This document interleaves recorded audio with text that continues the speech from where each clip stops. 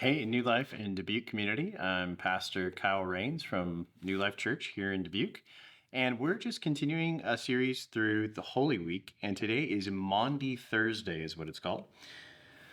And on Maundy Thursday, we celebrate historically that Jesus instituted something called the Last Supper, Communion, Eucharist. You may have heard all of these things. And Jesus takes a Passover meal with his disciples, and they share together this meal. And then Jesus does something different kind of in the midst of it and explains that the bread is his body and that this cup is the blood of the new covenant.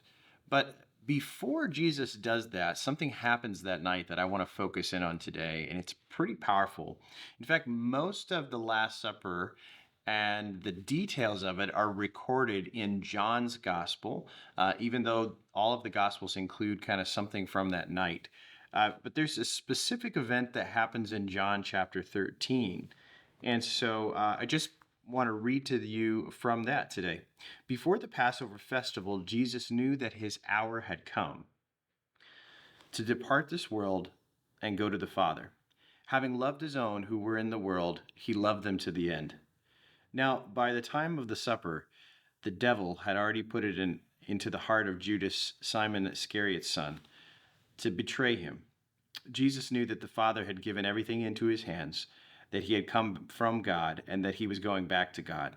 So he got up from supper, laid aside his robe, took a towel, and tied it around himself.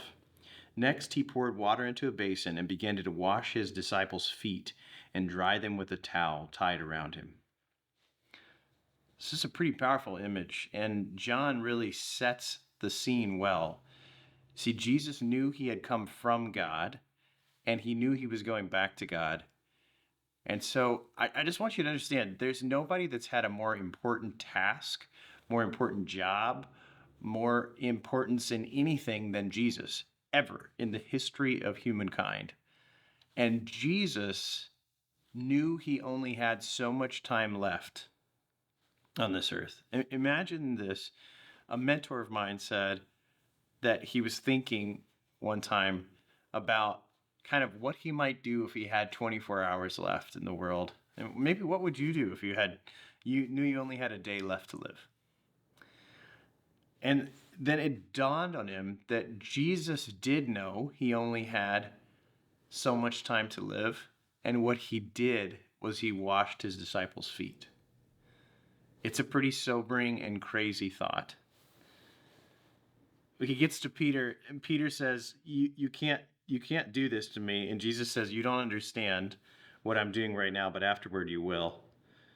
And he's like, please don't, you can never wash my feet. And he says, if I don't wash you, you'll have no part of me. So then Peter says, not only my feet, but everything.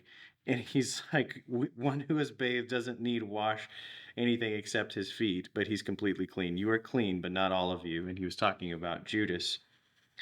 But this is this incredible vision that Jesus leaves with us. And this is at the end of John chapter 13. He says, you know what I have done for you. You call me teacher and Lord, and that is well said, for I am. So if I, the Lord and teacher, have washed your feet, you also ought to wash one another's feet. For I have given you an example that you also should do just as I have done for you.